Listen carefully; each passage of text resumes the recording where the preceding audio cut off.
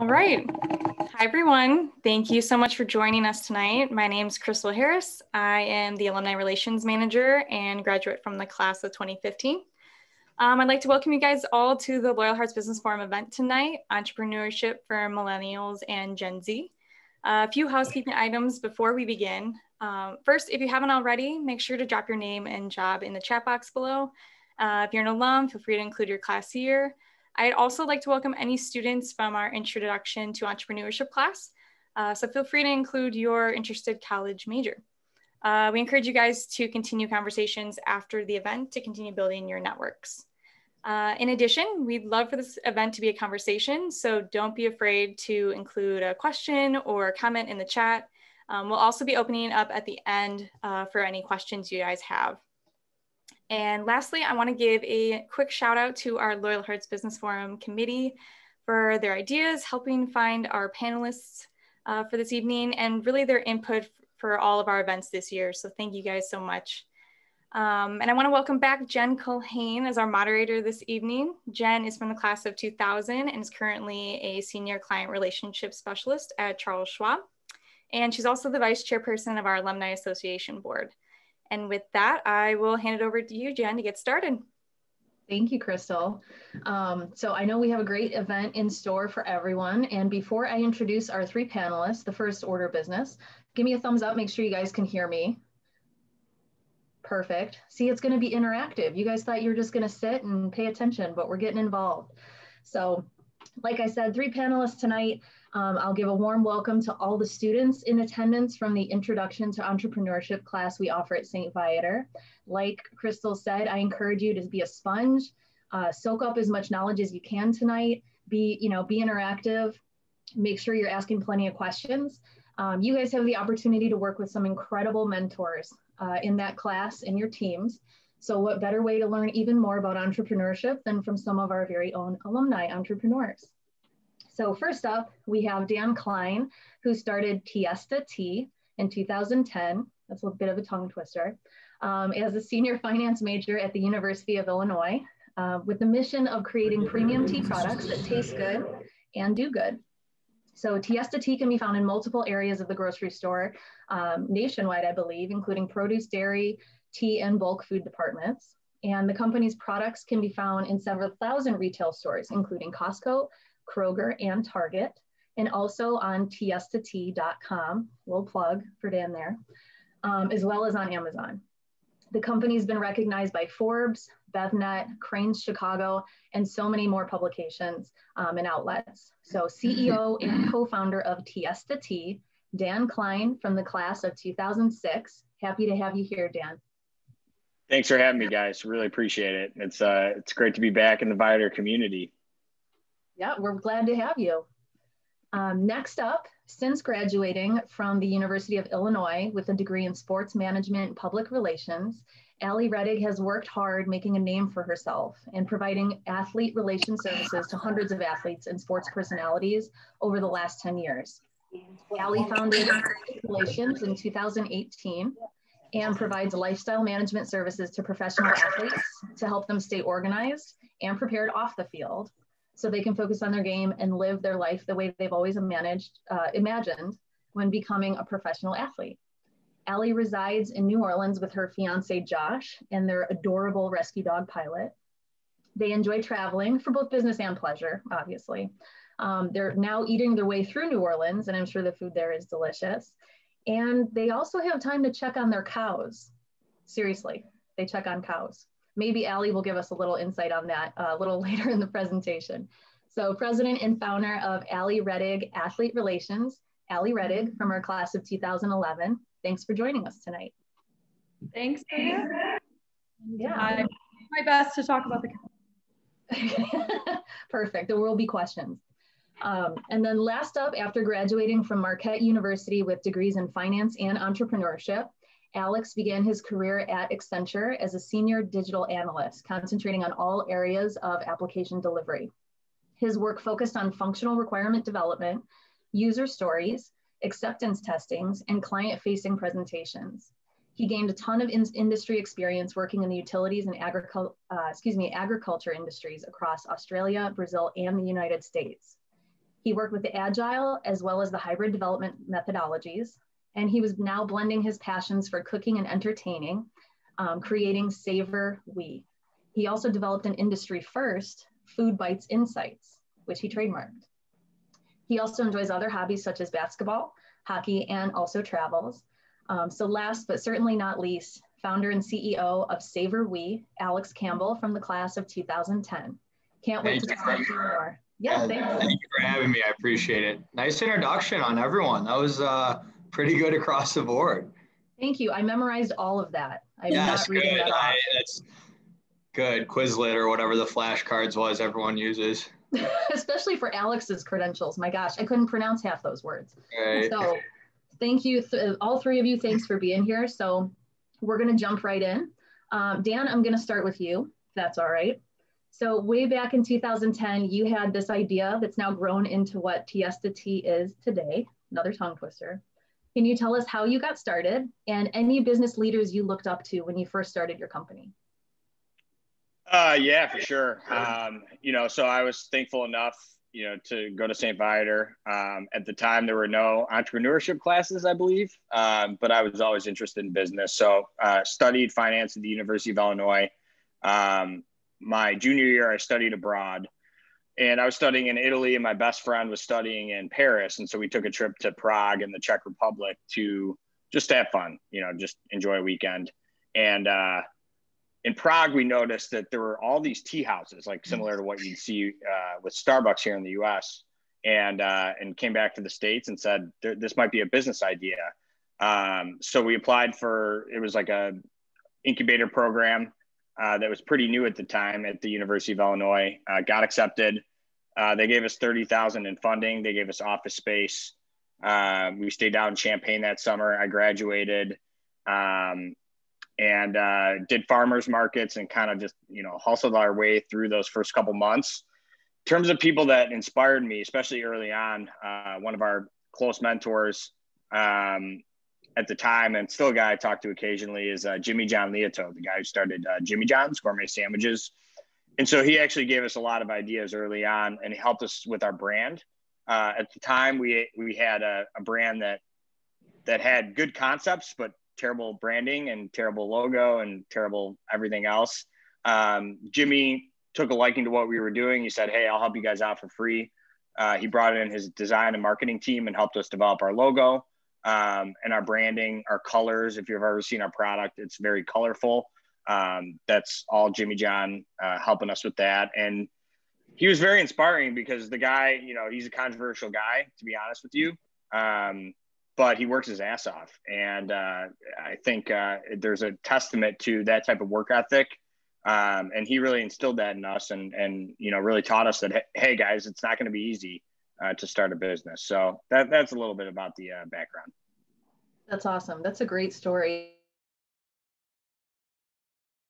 The core of it, he was a good mentor. So that's phenomenal. That's great.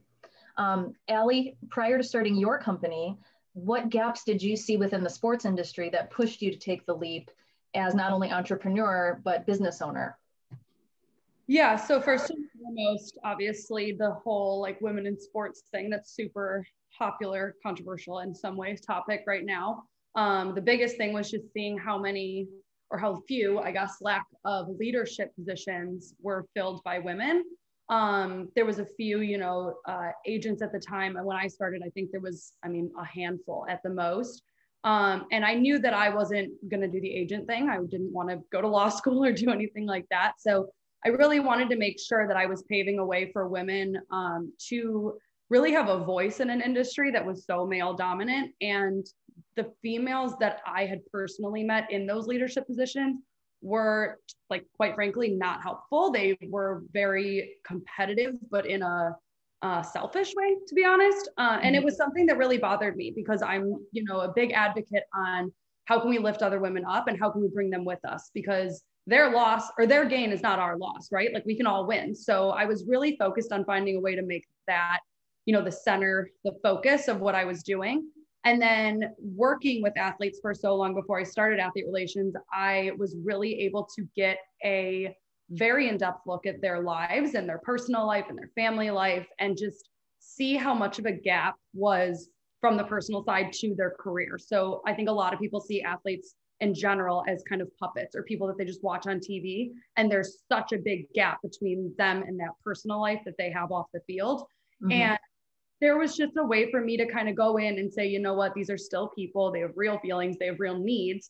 You know, and they're so much busier than I would say like the average business person. And nobody realizes that, right? Because I'm specifically and mostly in the NFL right now, they see it as 17 weeks on and the rest of the year off, when in reality, it's not that. They're traveling a lot of times away from their families. So taking, like I said, that core value of trying to bring women together and helping women in the sports industry, and then taking the need that was, you know, making sure that the athletes had somewhere to be plugged into, you know, branding and marketing and PR and all of these other people that we connect them with, and make sure that while they're in the league, that they're getting the most out of it. That was kind of how this whole athlete relations, you know, that combination was how it really happened. That's awesome. And I can definitely relate to that. As a woman in the financial industry, you know, you do see gaps in certain things. And like you said, I think it's a wonderful thing to uplift each other and work towards a common goal, and not see each other as, I don't want to say enemies, but straight competition, and actually work together. So I think that's a really great point. One other question is, because I was a student athlete, did you play sports at Vider while you were there as well? I was on the cheer. I was the captain of JV at one point, which is like my like claim to fame as far as sports goes. My whole thing is like those that don't do teach. So my thing is those that can't play manage. So I just do the management side and just steer clear of anything that isn't more than traveling to see the games. My fiance jokes I can't chew bubblegum and walk at the same time. I'm the least athletic person in the entire I just stay on the back end, and that's where I'm comfortable. Well, and that's great. You're doing a great job right there. So that's lovely. So then Alex, obviously we want to talk about Savor We, it's a younger company. So how did your time at Accenture prepare or influence you to start Savor We? It influenced me to quit my job to start Savor We. No, but in all honesty, I started up something in college very briefly my senior year that was called Click Pick. And what we were doing was taking pictures out of Facebook photo albums and actually stitching them together on time and location to kind of create a timeline view of events. That did not take off. And I realized I needed to go get a job. And the best industry I thought I could learn the most in was consulting, just given the wide variety and range of companies that you work for. I ended up going there, was actually at a startup within the firm for digital agriculture. So graduated in finance and entrepreneurship. And my first business trip was to a farm in Nebraska. So awesome. It was definitely nothing that I studied in school. But I will say there was one class in my entrepreneurship program that was consulting for startups. And that allowed me to really start getting, you know, that thirst again from what I was doing in school, but then also realizing that's what I wanted to do full time. At 24, I made a life goal that by 26, I was going to quit my job. And a little bit of backstory that you heard in the introduction, I'm like an avid cooker. I love food. And I really wanted to figure out a way to make both of those work. Fast forward to April of 18, I was on a trip to Thailand. So all of the young kids, I mean, I'm young too, but go to Thailand if you can. And it'll change the way you have an outlook on life. And on my flight home, I was reading an article about a guy doing these dinner parties in New York. And it got me thinking that really there was this need to create a marketplace to change the way of in-home dining as we see it. You know, the logical progression has been the pizza delivery to an Uber Eats or Grubhub, providing access to different restaurants, to Blue Apron, giving you a box of food with different ingredients and a recipe card to cook it. And that final mile is, hey, let's bring the chef and the ingredients into your home to prepare that meal for you, but make it at that affordable price so you can actually democratize that market. That idea obviously formulated a lot more than just on my flight, but the original thought of just bringing everyone to a dinner table was there, and it was enough for me to quit my job. And everything I've done up to this point, I really do have to look back at Accenture and thank them for what I learned. I mean, everything from the app development to just managing. I mean, our whole team, we hired at the end of February of last year. So we hired our team in February, and then COVID hit. So we were working virtual. Starting up a company over the past year has definitely had its challenges, but luckily the first project I was on at Accenture was actually remote. So I was able to learn a lot of different things. So I would not change any of it for the world. And it's definitely brought me to the path of where I am now. That's fantastic. That's really cool. And I think some of, like you said, it was just kind of an idea that kind of kept building on itself and kind of formulated. So I think that's really interesting how you came up with it. It's a wonderful company. Yeah, it all starts with an idea. You got to take that leap of faith and hop into the deep end. And that's the one piece of advice I'd give out of all this is you'll never be ready.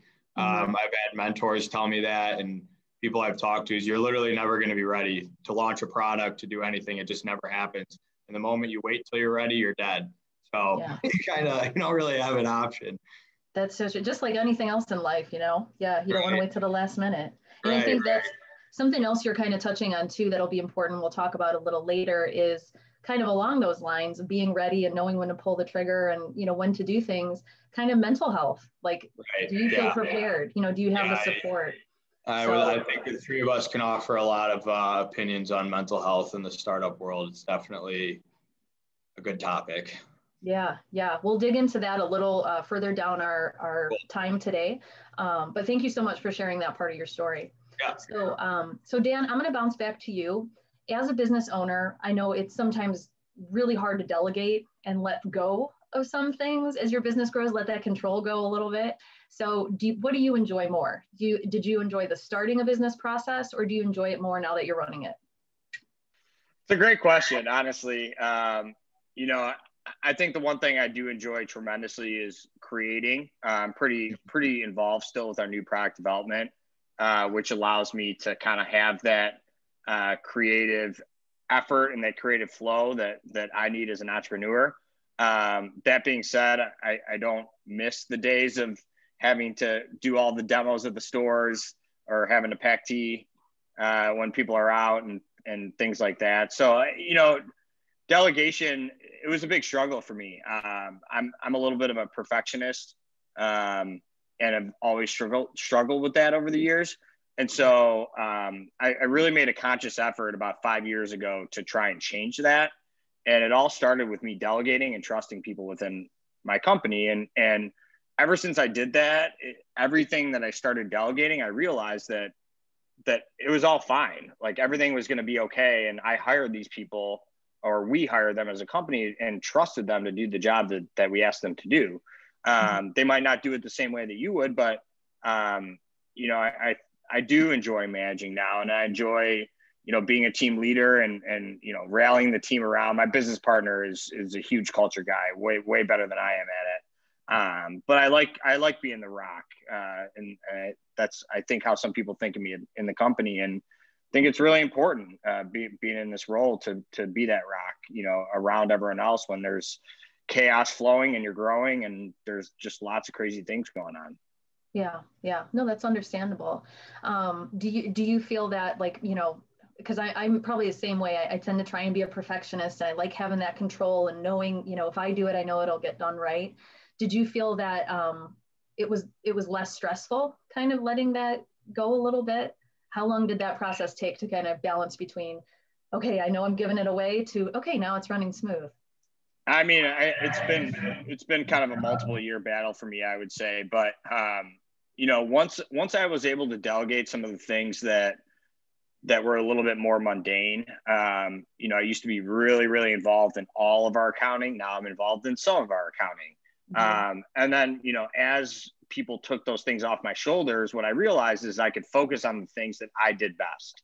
And so, my role in the company outside of, being the CEO, running the board, investors, all of that, I'm pretty involved in sales, and I'm pretty involved in product development. And so it allowed me to focus time on both of those areas where I knew that I had good strengths, but I just didn't have the time to do it when, we had 5 people at the company. I was trying to do everything. So once I got to that point, I don't think I felt like one day of like, hey, I feel the relief, but looking back on it, I did get relief, and each piece of the business that I kind of let go to somebody else gave me less relief, and I rely on them, and now hopefully have the right people in place so that we can succeed. Mm-hmm. No, that's great. And I'm glad that you found the right people, because that's a struggle in itself, finding the right people to fill those roles. So, oh yeah. So I'm going to check in real quick with Crystal. Crystal, do we have any current questions right now in our chat box, or any other questions that you'd like me to throw in at this time? You know, right now, I think we are good. The conversation's going great. So just keep on going. I'll let you know. Perfect. Perfect. So Alex, I'm actually going to come back to you really quick. I have 2 questions. Oh, who has questions? Yeah, the first question I want to ask Allie, though, is, you know, what would you say has been the hardest part about being a woman in your industry? Like, what has been the biggest one where you're like, shit, this is a hard roadblock to get over, or this is something that doesn't happen? And then Dan, I'd like to know how you met Jimmy John. I actually want to know that question from Dan too. I'll start. So honestly, like, it's frustrating a lot of times, because there's been numerous situations where I know for a fact, literally one happened last week, that if I was not a woman, this situation wouldn't have happened. Same thing with being a small business, and same thing with being young though. Like, there's a lot of steps, you know? So it's like, it's just frustrating, because it shouldn't make a difference. The work is still the work, and the job's getting done as much as I can control perfectly.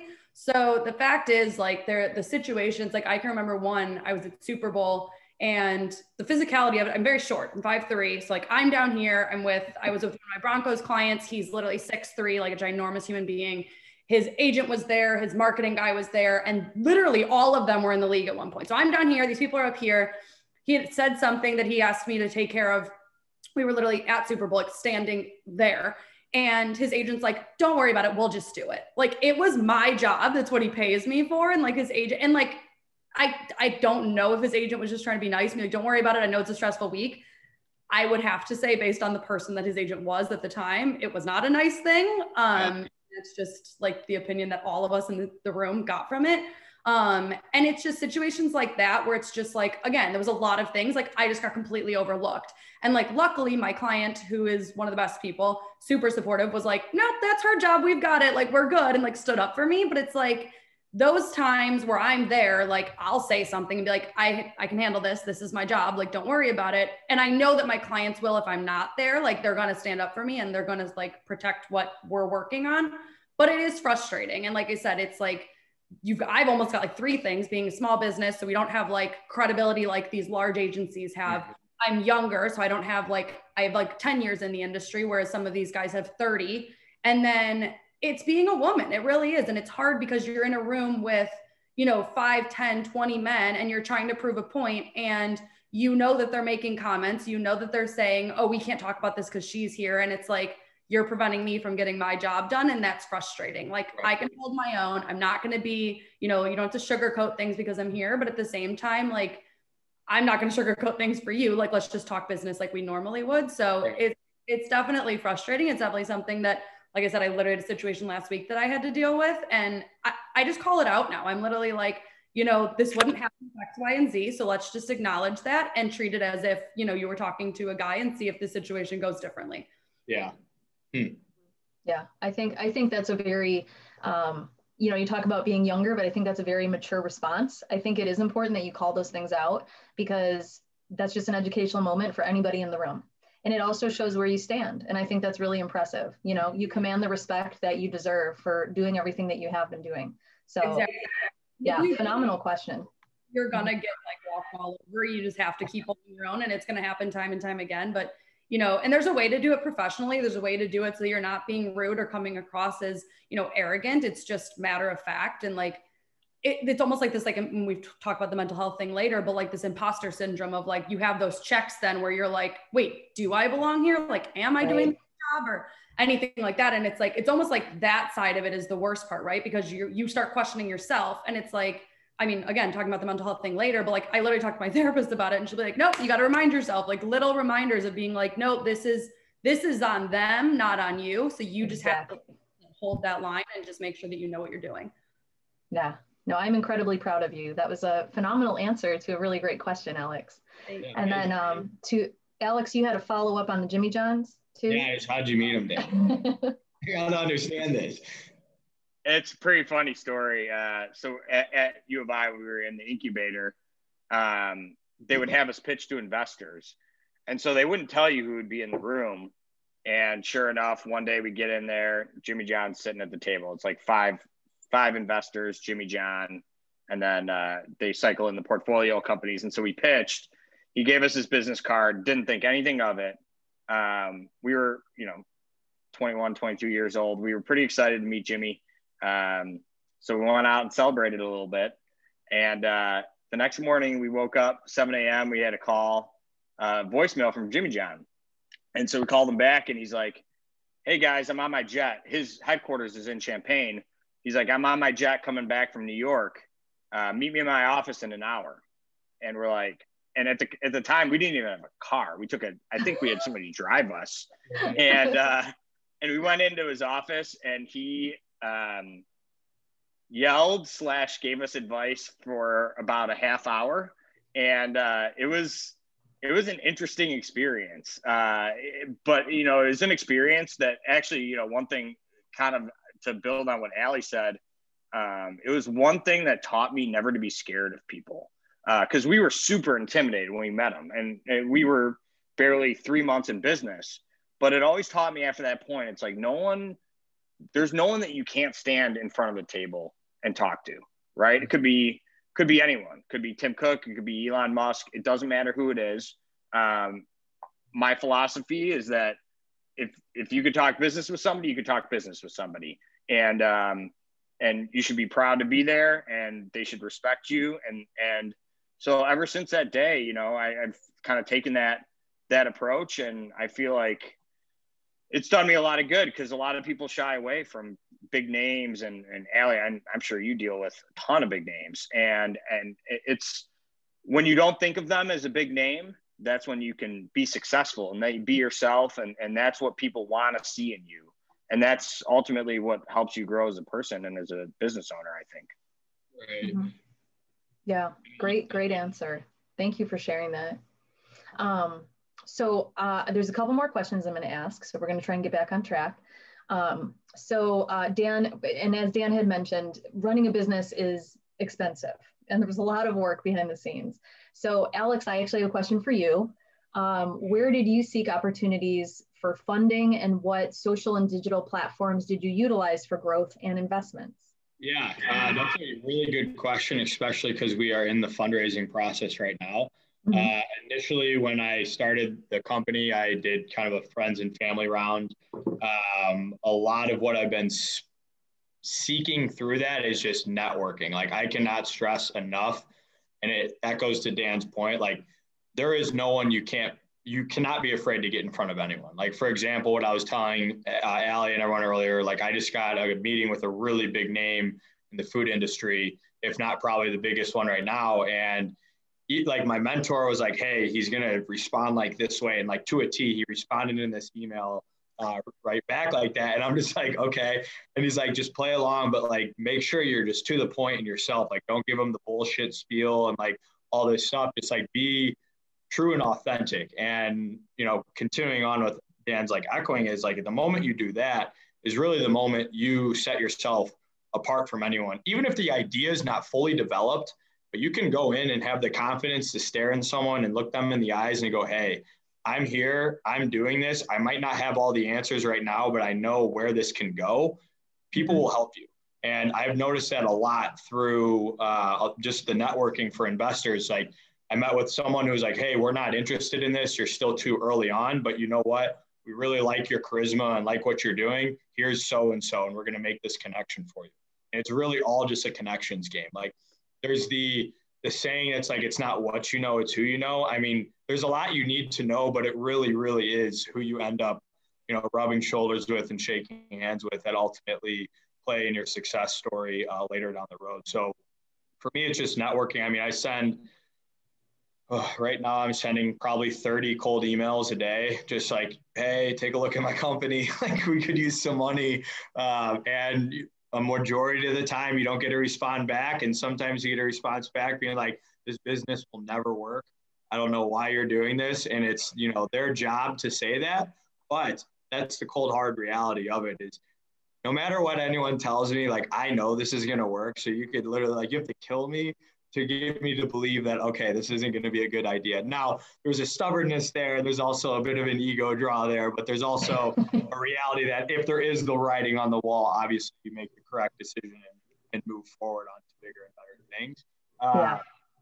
But really, it's just hammering that pavement and just hoping all you need for every 1,000 no, that there's that one yes that really changes the course of everything. So, you know, I would say leverage that. I use LinkedIn a lot, especially when I'm seeing, you know, applying, cold emailing VCs. If I notice there's any mutual connection there, I'll make sure to ping them and be like, hey, I need you to get this email read. And that's the big thing too, to go back to Allie's earlier point was everyone can win.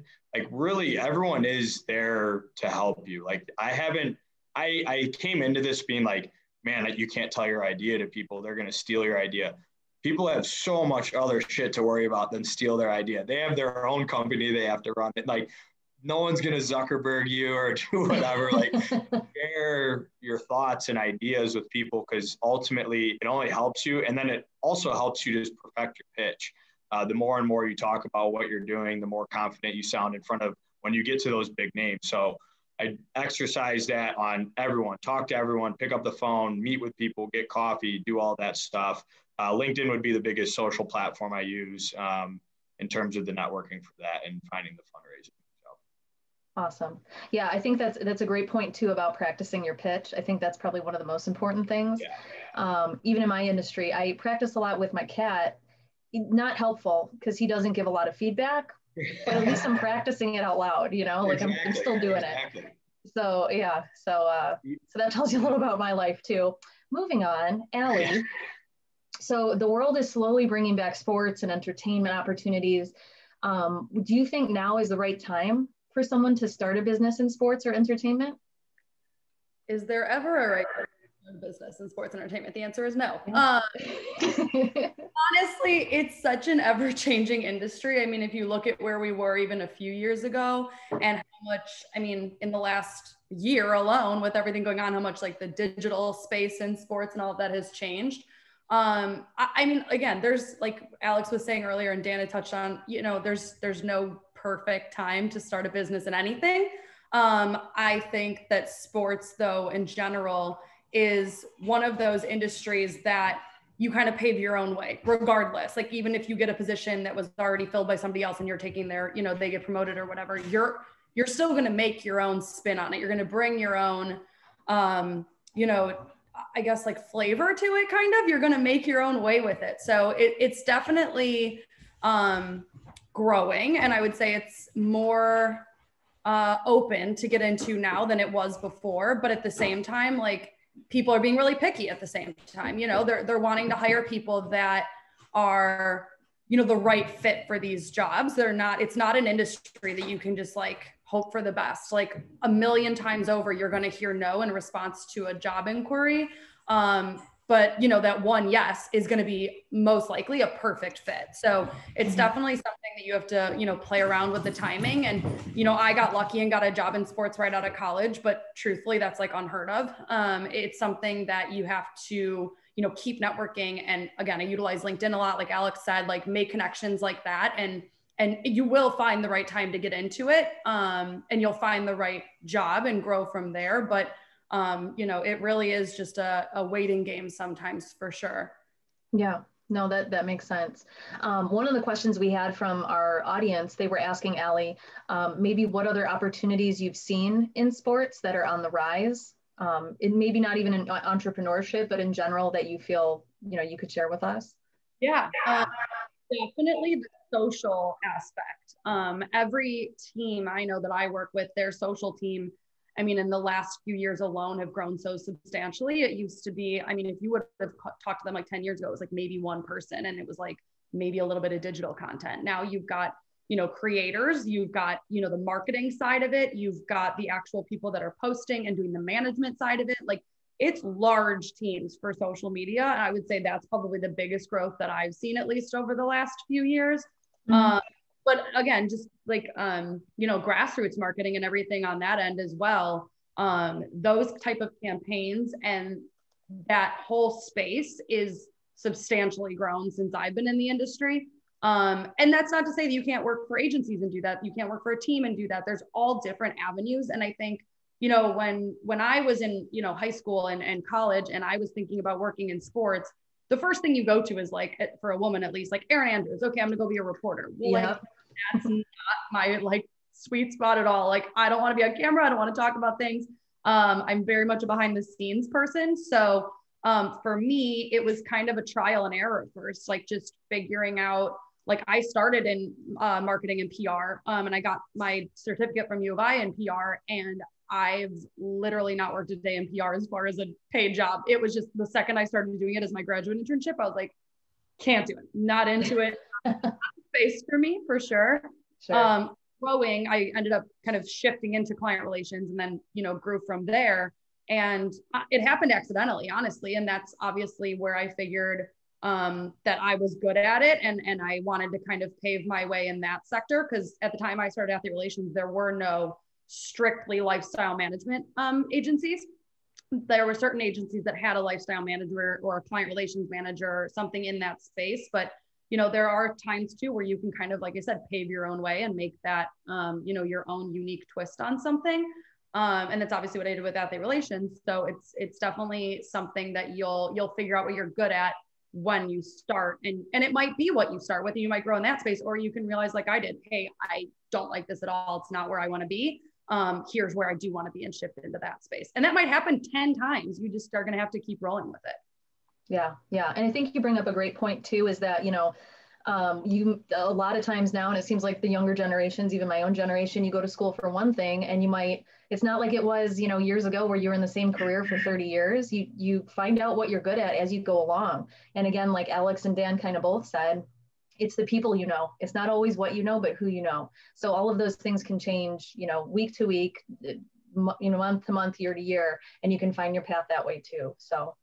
And some really good I recently got from actually another female agent, and she was speaking to a group of younger women that were trying to get in the sports industry, is kind of starting where you're at. So like, she started actually in client relations, and she's an agent. She started in client relations when she was in law school. And she said at first she was so frustrated because she was like, I know that I want to be negotiating contracts, and I feel like I'm kind of stuck in this space, and I really want to get to the next space. And she said, but at the time, like now that she's kind of looking back at that time, 2 years, I think she did it for like 2 full years. She said it helps her so much because she can negotiate the contracts and do what she wanted to do, but she's able to tap into the client relations piece and make connections with companies like athlete relations and speak on, like, know what she's talking about rather than just delegating like all tasks. We collaborate on a lot of different projects, and it's easier to do that and get the best work done for her clients. So she has the experience. And same thing with me. Like, I did the marketing and PR thing for a little while. And so now when a client or somebody comes to me and says, hey, I want to, pay so-and-so to do this social post or whatever, I'm able to negotiate those. I know what rates are because I've done it before. So using, even though maybe I didn't want to stay in that space, using the material and the information that I learned in those positions and bringing it into what I do today, it's like crucial. So definitely believing that, like, God's plan for you is like wherever you started, like you're going to utilize that. Even if it's learning, I hate that, I never want to do it again. You learned something from it.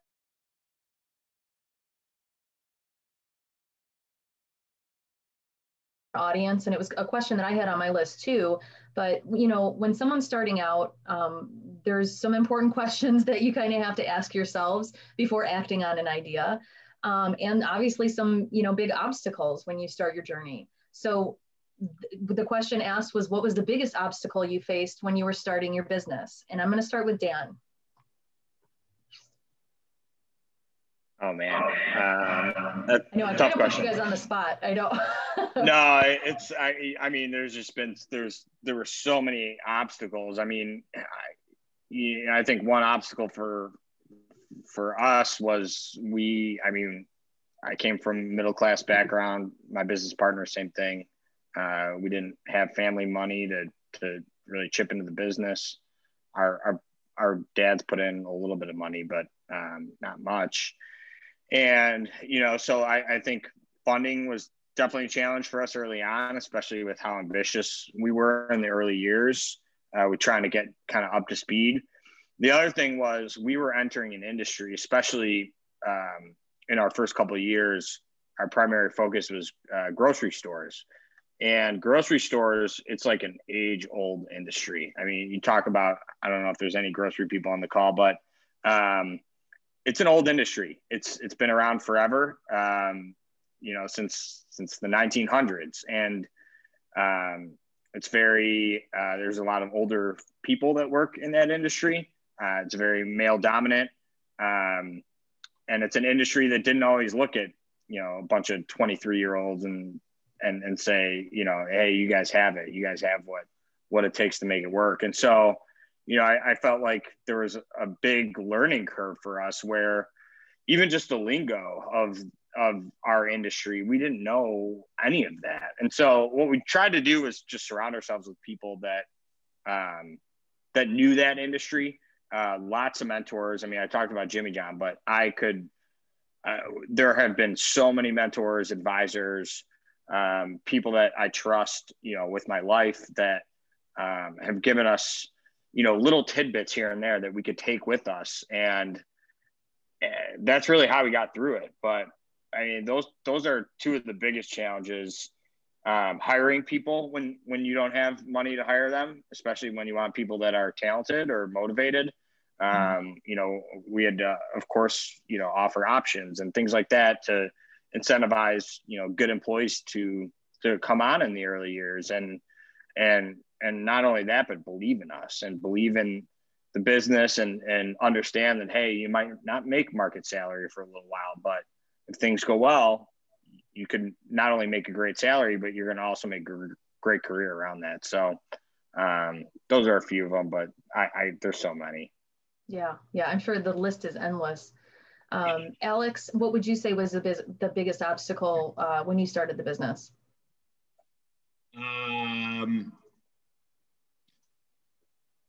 Fundraising too. I definitely echo that. I mean, you're selling your soul to try and get someone to believe in your company, and you have to sell them. I mean, if they want a back rub, you're giving them a back rub. Like, it's like, sure, whatever it takes. Like, I will do whatever it takes for you to believe in this idea. It's definitely hard, but I think I'm a big believer in, like, the only person you're truly in competition with is yourself. So if you beat yourself up, you're always going to lose. And that goes into, like, mental health, which would be, for me, another obstacle as well, is just getting through the ups and downs. I mean, you go through more stress in a week of in a startup than you probably do if someone does it like a job for, 3 months or that quarter. And it's a roller coaster of emotions where, you're flying on top of the moon and then the app crashes and you're like, oh shit, this is a big problem. And then, it's a constant battle. So I'd say every day presents its own unique obstacles, but I think the biggest one that I would say, at least that's materialistic, is funding. And then the other one would be just, the constant mental battle you are with yourself, because the moment you start beating yourself down is the moment it starts showing up in all the different meetings. And that's when you kind of have that, like Allie was saying, almost the imposter syndrome of, am I supposed to be here? Like, am I supposed to be at this table eating with these people? Am I supposed to be meeting with so-and-so? Like, you can't do that. So the biggest thing is just overcoming the obstacle with your own mind. And then the fundraising part is definitely a journey. It's fun, but it's hard. Got it. And then Allie, what would you say was your biggest obstacle starting out? So I got lucky because I don't have a lot of overhead, so I didn't need to do any fundraising. I did live Very nice. Yay. But I did have to live with my parents for 6 months. So that was a challenge to have them listen to me every day with screaming because I was so frustrated, and then excited the next, and then getting my first paycheck, and then being like, I don't know what to do with this. Like, do I invest it in myself? I don't know. So there was definitely a lot of ups and downs with that. So I got lucky with not having to fundraise, but with me being, again, I'm mostly in NFL at this point. I mean, you can't cold call an NFL player and be like, hey, here's what I do. Anybody want in? Or like, you can't just walk into the team's facility. So luckily, like I said, I had a lot of connections from previous jobs and places that I'd worked before. So, I mean, one of my clients to this day is somebody that was my second job ever in the industry, is still on with me. God bless him. So definitely my biggest challenge was like getting clients. My first big client, he's still on the Broncos, Shelby Harris, was pretty much like a no name at that time. And he was really wanted a lot more of the PR and marketing thing. And I had to be honest with him and be like, I don't do that anymore. I can bring people in to help, but like, I'm not going to change what I do just to go back to that, just to say yes, because I was like, oh my God, I'm so close to getting my first, paid monthly contract, but he wants something that I don't do. So we had a really honest conversation about it. We were able to find a way to make it work. And he's still on today. He's been my longest standing client, and he just signed. He's like the third highest paid guy on the team. So like I've grown with him with that, which is super special and something I've loved getting to experience. But honestly, just being like, hey, give me a chance. Like, I know that what I can bring to the table is super valuable, and like, I'll grow with you if you grow with me, kind of thing. And I remember I pitched Jordan Howard on the Bears, and he was like the biggest name at the time. I mean, he's still a big name, but in Chicago specifically too. And I remember sitting with my parents, we were on a trip, and I remember sitting and like watching him play, and everybody was talking about him. And I'm like, I'm pitching this guy tomorrow. Like, no pressure. No pressure. He's just like, everybody knows him and talks about him. And he's truthfully one of the nicest people I've ever met. But he ended up, and I know my aunt's on here, he ended up coming to Christmas that year and becoming like literally part of our family, like so sweet, so kind. And so I just had to like keep reminding myself, like, these are human beings. They're just people. The worst they can say is no. And at the end of the day, really every no I've ever heard, I still remain friends with them at the end of the day. We follow each other on social media. And like, I'd say 5 times out of 10, they end up keep watching what we're doing and like, oh, wait, you just had a partnership with Mercedes-Benz. I want a partnership with Mercedes-Benz. And they come back later and say, okay, let's work something out. So the no's are hard, and they happened a lot in the beginning. They still happen a lot. Truthfully, like I get way more no's than yeses. And again, it's just making those connections, because you can't cold call NFL players and just kind of pitch yourself. Like there's no email addresses, there's no system where you can go and find them. It's really just a matter of like hustling, making those connections, and being super grateful that the clients that I do work with are so, totally okay with posting stuff, and thanks to Athlete Relations for this, and shout out to Athlete Relations for that. And that word of mouth is literally the only way that I grow. So I can keep talking to teams and, athletes and agents and that whole side all I want, but until I've got, an actual player or an actual agency that we're specifically working with, it doesn't make a difference. Yeah, no, that makes sense. Yeah, that's, even though you don't fundraise, it's the exact same thing. It's always the constant pitch. It's just interesting seeing how it all comes together, no matter what you're doing in kind of the startup world. It all comes down to the pitch. It's literally how you pitching yourself and getting those deals. In a way, I'm fundraising because I'm asking them to pay me every month, but at the same time, no, it's the same. It really is the same concept. It's the same concept. Yeah, for sure. And at the same time, like, it's scary because my contracts have a 60-day cancellation window. Like every single one of them could call me today, and on June 14th, ironically my birthday, I would have no clients. So I would be gone, dead, see you later. Athlete Relations wouldn't exist. So it's definitely something to like, play around with and figure out the best way to keep clients coming on and keep them, happy and keep them going. So it's definitely its own sort of fundraising. Right. Exactly. I love it. One thing I will mention is that we are not currently sponsored by Mercedes-Benz. If you would like to get me a sponsorship, I am totally fine with that. We'll talk after. So getting back to the questions, we keep getting off track. So getting back to the questions, thank you again, Allie, for discussing that.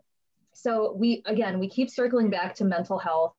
And like Alex, you started Savor We in 2019, and then 1 year later, COVID hit. And I know that's probably impacted each one of you individually. A lot of things that you guys have been mentioning just in organic conversation is the levels of stress are really high. How do you manage that? Having a good support system is a huge key. Dealing with, if you are an entrepreneur, you tend to be more of a perfectionist. You tend to want to have that control. So, a question that was brought up in our chat was, how do you strike balance? How do you guys find that either that moment on your own or within your support system to really have that balance to take a step back and make sure that you're kind of checking in with yourself? Allie, we'll actually start with you if that's okay. Yeah, I'm a huge advocate for mental health. I talk about it a lot. It's something that I suffer with, daily, and I've suffered with for a long time. So having, regular check-ins with my therapist, God bless, is a huge thing for me. But, this last year specifically, just not knowing, and we talked about this before, but how the NFL season was potentially going to be canceled, which means none of my clients were going to be paid. And like we said, I could have just lost every single one of them. And that was really scary. I mean, that would have been the end of athlete relations. Like, I don't really think that it would have been able to bounce back from that.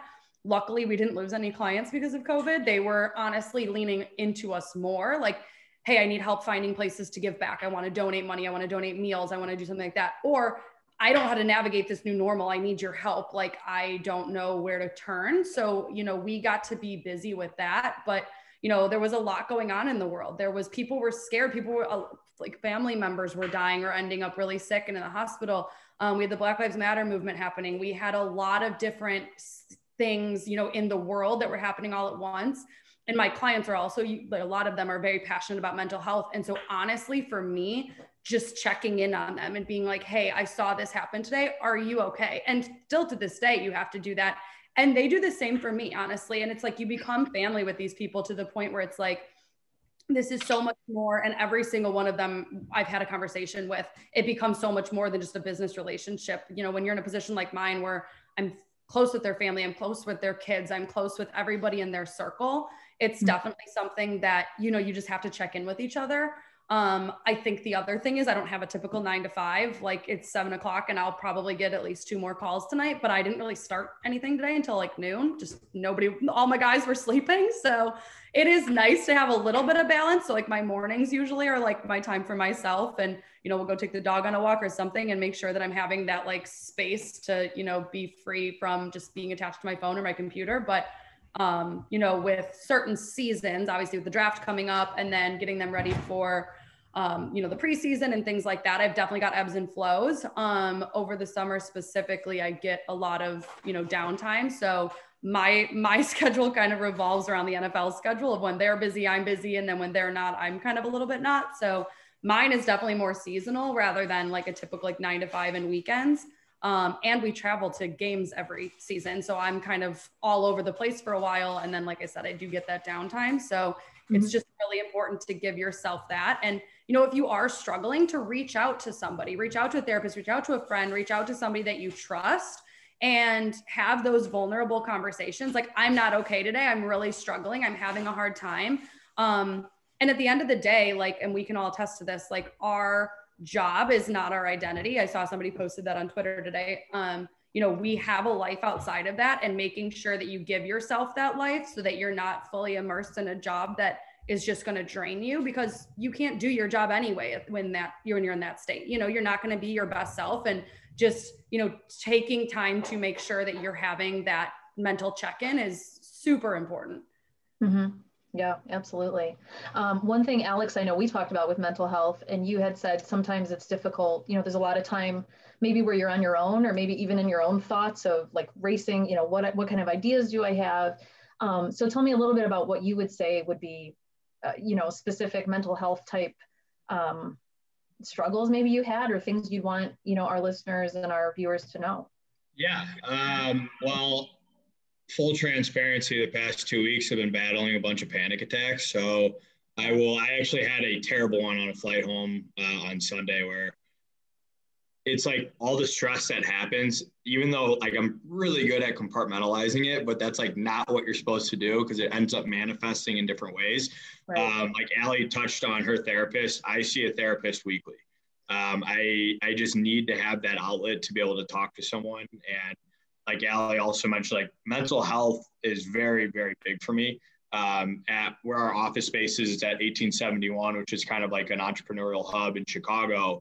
I started up just like a mental health in the entrepreneurial world kind of meetup, just a place to just talk through all the shit that goes on. Because it really, you deal with relationships, you deal with, your friends, your family, your own health. But then on top of that, it's you're running a company where you have people relying on you for a paycheck so they can live their life. And, there's mentors that I talk to and I just speak to freely, and they're like, hey, you need to disconnect a little bit from that and don't put so much pressure on it, because the more pressure you actually put onto that, the more likely it is to end up not working out how you think it is. And I'm a big believer in like manifestation.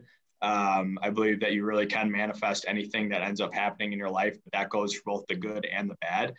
The mental health that I have gone through the past 2 weeks has been really like, man, it was good for a couple months, and I was just like, shit, it's back. Like, this is a battle. And I tried an SSRI, like an antidepressant and stuff, and for me personally, I didn't like it. I also am really like, you got to get me. It takes 6 weeks to kick in, and I gave it about 2, and I was like, this isn't for me, and I really don't have the time to like remember to take this little pill. But it's important. Like, I have friends who that take medicine for it. And I think there's such a stigma, especially with males. Like, I feel with females, like I have a younger sister, and when we grew up, it was, she showed her emotions, she cried, and she said what was wrong. And for me, it was like, you don't show your emotions. You're a guy. Like, you need to suck it up, and you need to get back in there, rub some dirt on it, and keep playing. And that's all fine and dandy, but like, it does not end up manifesting well later on in life.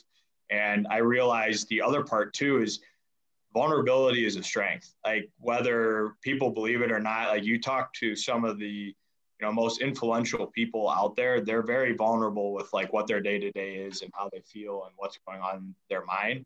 And it goes into the culture. Like, for everyone who works at Sabre, on Fridays, we have kind of our Friday check-in. We celebrate what happened that week, talk about everything. But then I also go through a like mental health check. Like, how's everyone doing mentally? Is there anything you need to talk to in your life? And then I'll pull it offline and text them on top of that, just to be like, hey, you need to talk about anything, I'm here. Now, it creates a culture that breeds more of a safety approach, to where people feel comfortable, they feel safe to share, and ultimately they feel more inclined to do better work in that atmosphere. And that even goes for my own head. Like, when I can sit there and talk in the mirror and be like, hey, you're doing great, you deserve this spot at the table, my work is significantly better compared to where I'm like, holy shit, I got to go raise, X amount of money or the lights go off.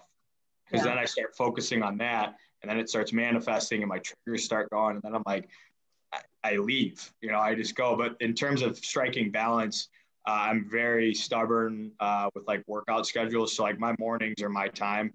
I'm up at like 5:30, and even like, I will not respond to you unless it's absolutely urgent until about 9:30.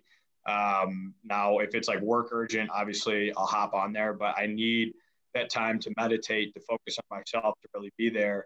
And like Allie said, I mean, there's days where you work 16 hours, but I'm not a big full believer in that like 9 to 5 theory of you have to be 9 to 5 to be successful. No one works 8 hours a day. Like, let's be real here. Like, for a full continuous 8 hours, it just does not happen. That is like so far from the truth. Like, I will go in like 3-hour spurts, and I'm like, all right, I got to take a break, and I'll mess around, and then I'll come back to it at like 7 o'clock at night and do a couple more hours. Or I'll be like 3 p.m. and I'll do work till 9, and then the next morning I'll work earlier.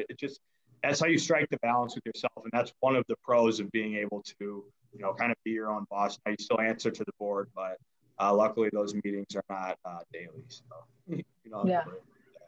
No, and I truly appreciate, both of you have been very candid. And Dan, obviously I'll ask you, a similar question, but even this conversation we're having right now about mental health, I'm probably a good 10-ish years older than you guys, and maybe more. And that was not even something, when I was a little bit younger, that it was still, like you said, that stigma around a lot of things. So I think just us having this conversation is so important, because like you said, if you want to be good at the things you're doing and you want to actually follow through and feel good about yourself, you need to take those breaks. You need to be real about what's going on. Right. And ask for help, like Allie said. I mean, just ask for help, reach out to people. It's okay to not be okay. The cliche saying, but it really is true. Yeah, absolutely. Dan, we're going to wrap up in a couple minutes here, but I just wanted to get your perspective too. If there's anything else you can offer, maybe on kind of a different front, how you handle, when things go wrong, how mental health wise, when you have to pivot, when something, maybe a strategy doesn't work out, how did you kind of handle those things? It's a good question. One thing I got to give kudos to Allie and Alex. They went at it on their own. I was so lucky that I had a business partner and that happened to be my best friend. I don't know how I would have done it without him from a mental health perspective, and I can't imagine where I'd be. So the fact that you guys have done that is literally incredible, and I'm not sure I would be able to do that. And you know, when it comes to therapy, I would say, I mean, just my unofficial survey of entrepreneurs, I'd say a minimum of 80% of founders have a therapist. For sure. And a lot of them take medication. I take medication. I've struggled with different medications here, there, try this, try that. And thankfully that they have helped me a little bit. But, you know, one thing I think has really benefited me over the long term is just learning about emotional intelligence. So there's a program called the Junto Institute. They started in Chicago about, I think, 5 or 6 years ago. And it was classes on emotional intelligence. And then they had a CEO forum. And it's some of you guys that are familiar with like YPO, pretty much exactly the same as what they do from that perspective. And it really taught me that I could be vulnerable with not just myself, but with other CEOs. Where, you know, I didn't feel like I had to put up that guard anymore. And I could just be honest, and I could just be like, you know what, like this sucks. Like, this is brutal. I feel like quitting. I feel like shit. Like, sorry for my language. Alex ruined that like an hour ago. Alex got I'll take that one. I'm terrible at that, but you guys are fine. you have to struggle through things like but it doesn't mean that it makes it any easier. That's the difference, is you have to recognize when things are hard and it's like, this is brutally hard. And one of the things that I've had to do a lot is own up to my mistakes. And, you know, whether it's with my board, you know, with my employees, and say, you know what, I made a mistake. What I did was wrong. It was either wrong from a tactical perspective, or it was just wrong emotionally. Mm-hmm. And to be able to do that, not every CEO or not every founder can. Some people just aren't built that way, but the ones that are, I believe, ultimately will be more successful than the ones that aren't. So just my perspective. No, that's awesome. So I want to thank the three of you again, not only for this last part of the discussion, because I know we really delved into a lot of personal questions and the mental health questions we truly appreciate, but obviously all the other questions you've answered tonight. I know we're kind of up on time. There was one other question that's out there. So maybe if you guys don't mind being a little bit, short on the answers, don't shorten yourselves too much, but make it a little bit quicker if you don't mind. Christian Cruz had asked, how are each one of your businesses utilizing social media, Instagram, TikTok, what kinds of things are you using? So Dan, we'll start with you. In terms of digital, I mean, our company uses all sorts of things. Me personally, Alex mentioned this, Allie, I can tell you're very good at it also. LinkedIn is king. The content you post, your profile, who you're connected with, that has created more opportunities for me and our business than I could ever imagine. And anyone that's not utilizing it, and if there are any high schoolers still on the call tonight, if there's one thing that you can build up, it's that, period.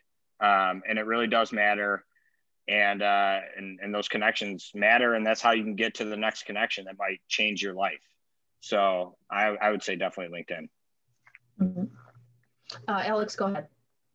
I mean, we're using Instagram, Facebook ads, running a lot of our ads that way, Google ads as well. But to echo Dan's point, LinkedIn, I didn't believe it when I was in college. I'm like, no, I'm not going to be on this thing. And then even when I was at Accenture, I didn't use it that much. But the moment I left, it's like, wow. I mean, that's really where all the connections start going. Because you end up with foots in doors. You had no idea your foot was even in that door, and it goes a long way. So. Awesome. And then Allie? First of all, I just wanted to point out, Dan, you said that I had started on my own, and I can just feel both of my parents being like, she wasn't on her own, it was us. Shout out to them. My mom called herself I think she still does, calls herself my assistant, and it's hilarious. So I can feel that.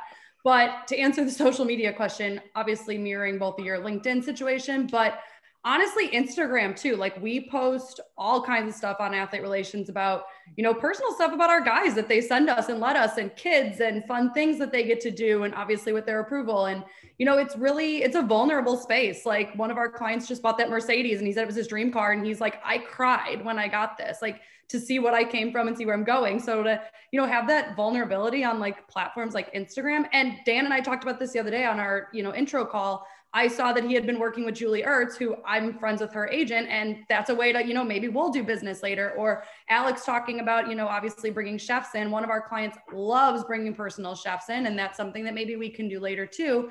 And I don't think I would have known that, if not to see both of those things on Instagram, and obviously now talking to them. But, Instagram's a big one. Twitter is a huge one. It's really easy to get, a lot of information out to people. I'm also feel like I'm 100 years old every time I open TikTok. I can't do it.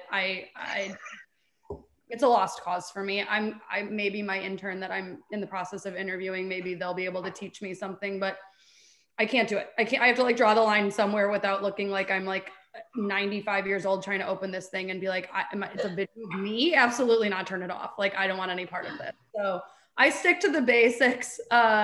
It's fun. You get to interact with, the clients. Today we posted, Clayton Fedgelum, he went to U of I with us, posted a picture. It's National Dolphin Day, and he's on the Miami Dolphins. And he wrote under it, like, best colors in the league, and like did a whole thing. And the Dolphins liked it, which the Dolphins just looked at my Athlete Relations Instagram page. Like, that's huge. So, definitely utilizing, those kind of platforms, and, it's the way to get business too, right? Like, if they share it, it's, ways for their teammates and stuff to see, oh, who's this person that they keep sharing, or what's this? So definitely utilizing all possible platforms except for TikTok. Very awesome. Yeah, I also feel ancient when I use TikTok, but there's a lot, again, cat content, huge thing for me. Big fan. So that worked out in my favor. But yeah, thank you guys for sharing that stuff. So I think we're going to wrap it up here. I want to thank you guys so much again, like I said, for being candid, for being honest, for sharing your experiences.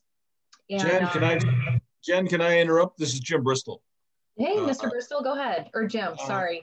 Very quickly, I see that there's some students been involved here, and David Lyons is on as well.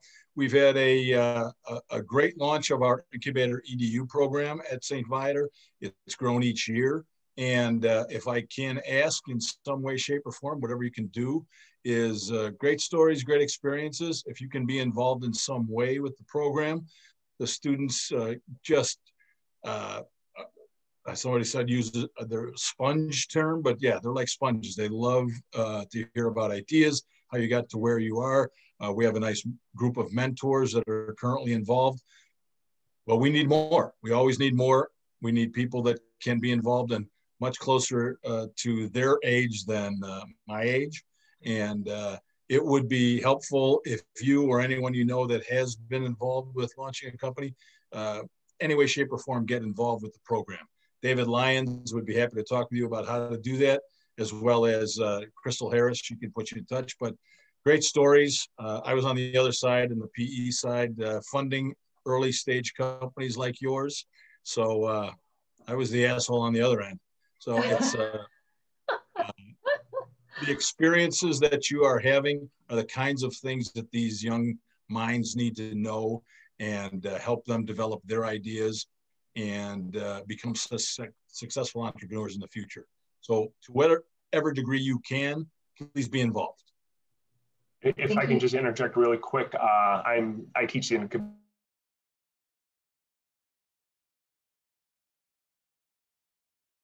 and you guys are not much older than the students in the class, and seeing and having you be a part of the program in any way, shape, or maybe come in and coach a lesson to talk to the kids. It gives them, okay, well, they're not much older than me. I can go out and do these types of things, and would love to have you guys be part of the program. And if you know people, like I said, our program's growing, and literally exponentially every year. So if you know, or if you have any interest in mentoring, love to talk to you more about the program, because like I said, it's going straight up. Thank you so much. Thank you, Mr. Bristol, as well, for sharing. One question that just popped up, again, I know we're running a little over on time, but we want to make sure we get as many questions as we can. And I like this one. So somebody had asked what books you recommend, or what's a good book every entrepreneur should read.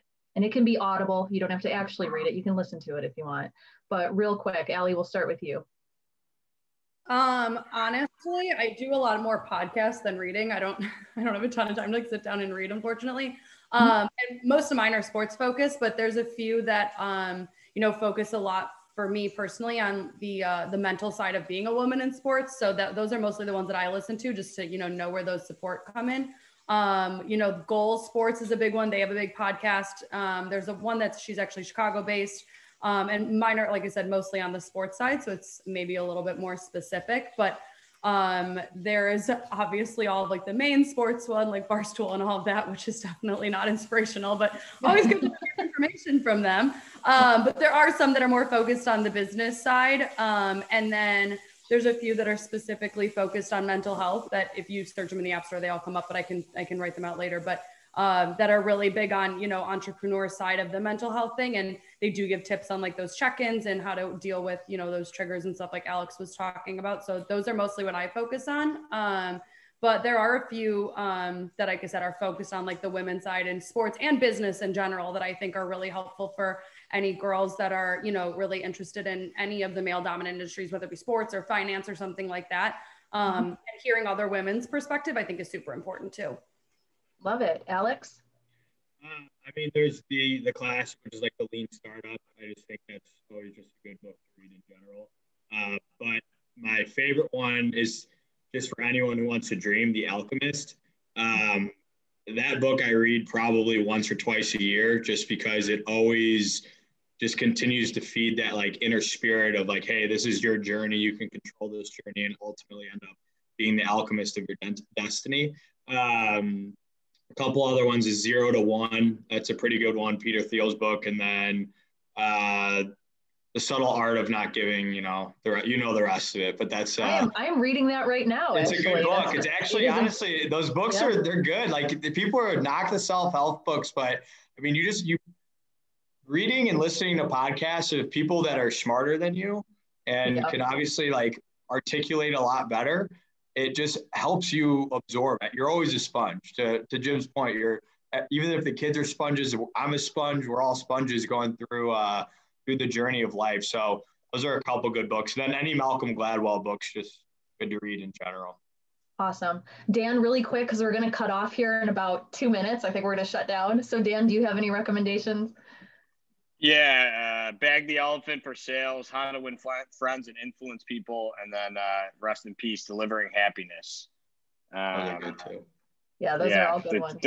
So many great books, and awesome. Lots of inspiring stories. So thank you guys for having us. I really appreciate it. It's great to connect with two other fellow Viator entrepreneurs. I feel like the old guy, and I'm only 32, so I'm like. Kind of weird, but this was a great conversation. We really appreciate it, guys. Crystal, I'm going to check in with you because I know we're coming up on time. I'll just keep talking if you don't stop me. So no, thank you guys so much. Another amazing conversation.